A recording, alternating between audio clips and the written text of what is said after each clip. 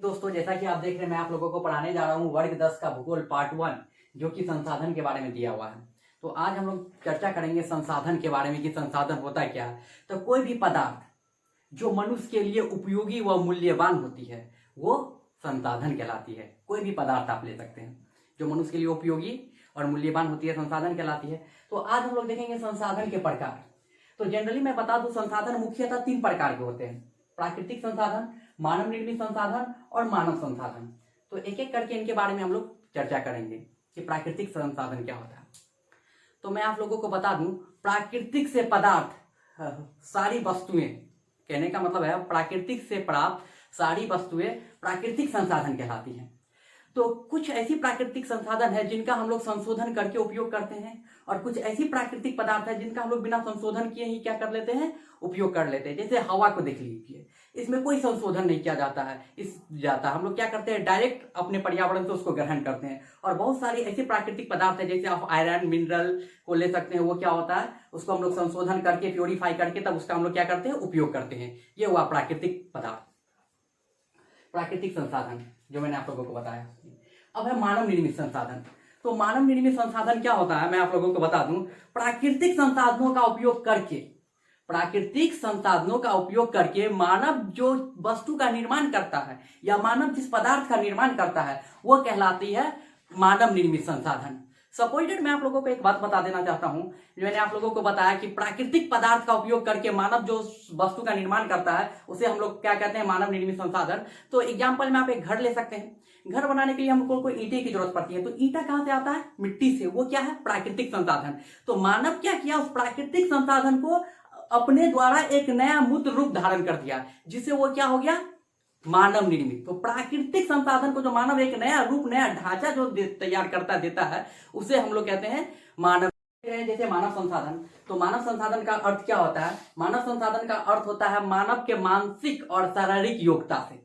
तो जैसे कि आप देख रहे हैं, कोई भी व्यक्ति अपने शारीरिक योग्यता के बदौलत क्या करता है, कोई भी काम करके धन अर्जित करके अपने परिवार का जीवन यापन करता है।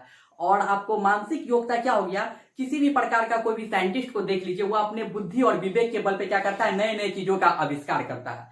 तो मैं आप लोगों को बता दूं कि मानव संसाधन जो है सबसे बड़ी संसाधन मानी जाते हैं। इस दुनिया में अगर कोई सबसे बड़ा संसाधन है तो वो है मानव संसाधन। इससे बड़ा कोई संसाधन नहीं है, क्योंकि never compare your self each other, क्योंकि हम अपने आप की तुलना किसी से नहीं कर सकते, क्योंकि हर एक आदमी में वो एबिलिटी, वो गुण होता है जो किसी के अंदर नहीं होता है। इसीलिए अपने आप को कभी किसी से कम मत समझो। जो आप कर सकते हैं वो कोई नहीं कर सकता है। इस बात को हमेशा आप याद रखिएगा।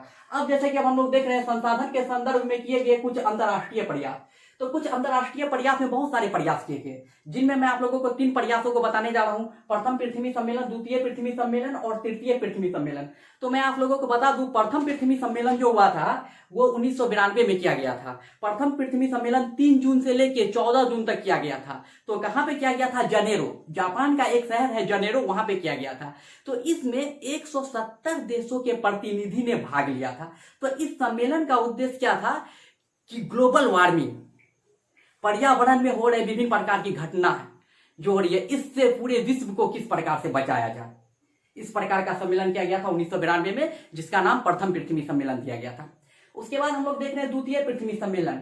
द्वितीय पृथ्वी सम्मेलन को हम लोग +5 सम्मेलन के भी नाम से जानते हैं, क्योंकि द्वितीय पृथ्वी सम्मेलन जो हुआ था वो हुआ था 1997 में, जस्ट 92 के 5 साल के बाद 1997 में किया गया था। इसीलिए हम लोग इसको +5 सम्मेलन के नाम से जानते हैं। यह सम्मेलन अमेरिका के न्यूयॉर्क शहर में हुआ था। इस सम्मेलन में जो है देश के 159 प्रतिनिधियों ने भाग लिया था। तो इस सम्मेलन का भी वही उद्देश्य था कि पूरे विश्व को ग्लोबल वार्मिंग से कैसे बचाया जाए। और यह सम्मेलन जो हुआ था 23 जून से लेकर 27 जून तक किया गया था।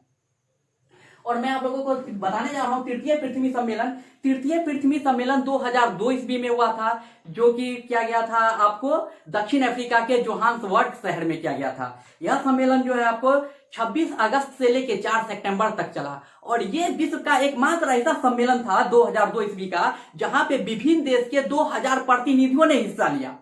और इस सम्मेलन का मेन उद्देश्य क्या था कि पूरे पृथ्वी को, पूरे वर्ल्ड को ग्लोबल वार्मिंग से कैसे बचाया जाए, जीव मंडल में जो, कहने का मतलब है, होने वाली जो समस्या उत्पन्न हो रही है उससे पूरे वर्ल्ड को कैसे बचाया जाए। और 2000 प्रतिनिधि इस सम्मेलन में विभिन्न देशों से भाग लिए, और 2000 प्रतिनिधि ने तृतीय जो पृथ्वी सम्मेलन हुआ था उस पर हस्ताक्षर करके क्या किया, सब एक दूसरे को सहयोग देने के लिए तत्पर हुए कि अगर किसी प्रकार का किसी भी देश में किसी भी प्रकार का ग्लोबल वार्मिंग होता है तो सब देश क्या करेंगे, एक दूसरे की मदद करेंगे। ये जो होता है तृतीय पृथ्वी सम्मेलन कुछ हद तक सफल भी रहा, कुछ हद तक असफल भी साबित हुआ। इसकी सफलता तो आप लोग जानते ही होंगे, लेकिन असफलता आप वर्तमान समय में देख लीजिए, बढ़ते हुए वायरस, जिसका कारण क्या है कि अभी जो है वैश्विक महामारी फैल चुकी है और जिसके कारण क्या हो रहा है, ये तृतीय पृथ्वी सम्मेलन जो है कुछ हद तक असफल साबित हुआ है। तो दोस्तों मैंने आप लोगों को बताया आज संसाधन के बारे में, संसाधन का प्रकार और संसाधन के संदर्भ में किए गए अंतरराष्ट्रीय प्रयास। नेक्स्ट वीडियो में मैं आप लोगों को बताऊंगा कि संसाधन का वर्गीकरण। तब तक के लिए नमस्कार, जय हिंद।